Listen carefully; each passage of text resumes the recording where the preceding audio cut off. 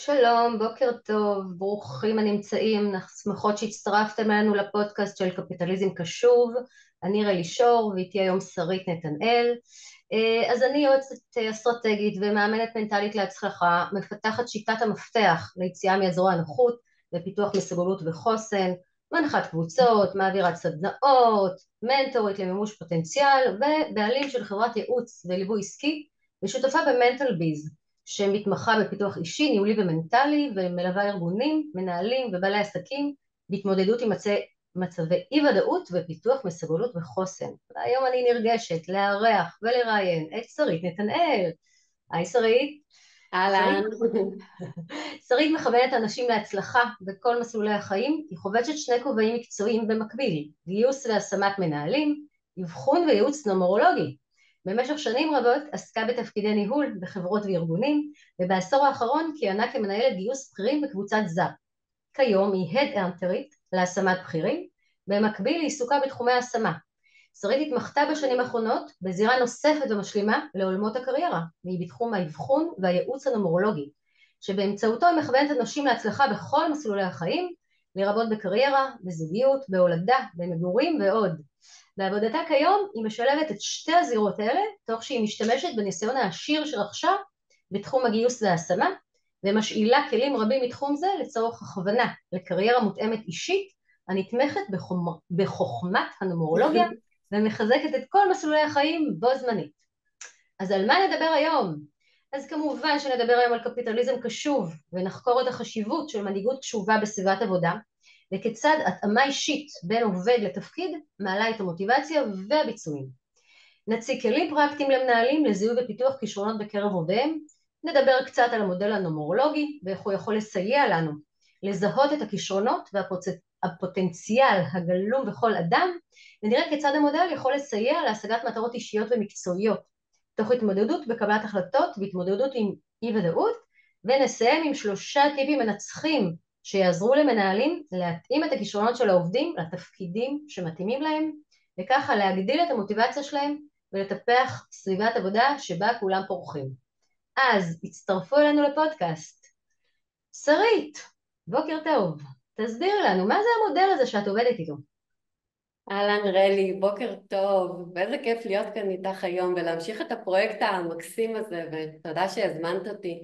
באהבה. ורגע לפני שנצלול ככה לתוך המודל, ברשותך קודם נתחיל בסיפור.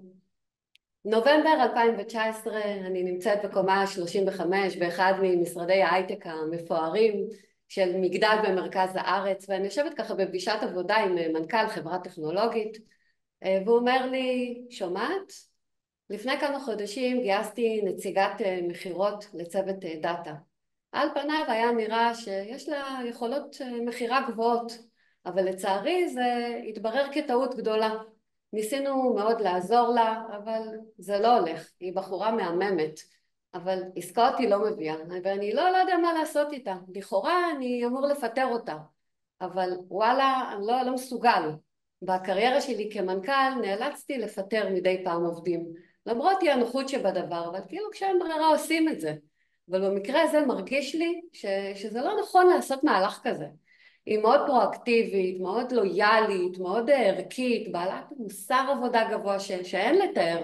כאילו מאוד קשה לוותר עליה, וחשבתי אולי תרצי לעשות לה איזשהו אבחון ונקבל כך קצת תובנות לגביה. מה את אומרת? ואמרתי למנכ"ל, בטח, אשמח. שבוע לאחר מכן אני מקיימת עם העובדת פגישה אישית, אחרי שהכנתי לה כמובן ככה אבחון מעמיק, שכולל את התכונות, יכולות, עוצמות, חוזקות, פוטנציאלים, מסלולים וכדומה. ואני מזהה שאחת החוזקות שעולות בתוך האבחון שלה, זה יכולת בקרה גבוהה וירידה לפרטים. וככה מתוך היכרות עם הלקוח ועם החברה שלו, אני מציעה למנכ"ל לנתב אותה לתפקידי QA, ולשלב בעבודה שלה גם הדרכות ופרזנטציות ומצגות, כי ככה מאוד ורבלית, ויש לה יכולת מאוד גבוהה בהעברת מסרים. העובדת אומרת שמאוד מעניין אותה, המנכ"ל מזהה ככה את הפוטנציאל ושולח אותה להכשרה מקצועית בתחום. תוך מספר חודשים היא משתלבת בתפקיד החדש ומביאה אחלה תוצאות. אבל מה שהיה מדהים, ששנתיים אחרי אני מקבלת הודעה מהמנכ"ל שהעובדת מועמדת לקבלת פרס עובדת מצטיינת לאותה שנה. והוא מספר שהיא תקבל מענק כספי בגובה שכרה החודשי. וכשקיבלתי את ההודעה הזאת חשבתי כמה זה מדהים. זאת מישהי שעוד שנייה הייתה מפוטרת, ובמקום זה המנכ"ל הרוויח עובדת מסורה וסופר מקצועית, העובדת שמרה על מקום עבודתה המפנק, וכולם הרוויחו. וכשהוזמנתי לפודקאסט ועל כך תודתי, חשבתי שקיים קשר הדוק בין קפיטליזם קשוב למודל. כי כשאנחנו מאבחנים ומקשיבים ומתבוננים פנימה, נפתח עולם שלם של הגשמה והצלחה. וואו, שרית, איזה סיפור מקסים שמשלב גם גמישות של מעסיק וגם באמת למצוא לעובד מקום טוב ולא לוותר עליו. אז ספרי בהחלט. לי, מה הכלים האלה שמתייחסים למודל? אוקיי, אז אני בעצם נעזרת באבחון הנומרולוגי ככלי עזר משלים לחקר האדם. האבחון מספק לי בעצם תובנות